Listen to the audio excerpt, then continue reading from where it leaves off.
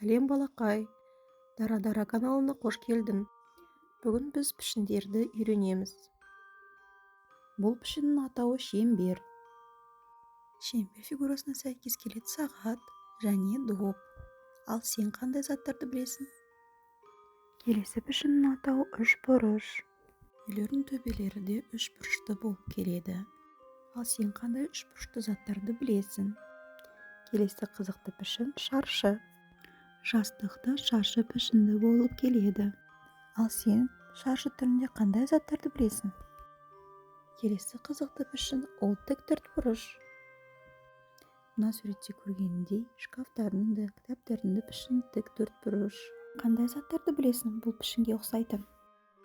Ал енді балақай, пішіндерді қайталап шығайық.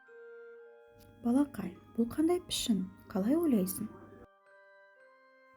Дұрыс, бұл шеңбер. Жарайсың балақай. Ал енді мұқият қарап, айта қойшы, бұл қандай пішін? Дұрыс, балақай. Жарайсың, бұл үшбұрыш.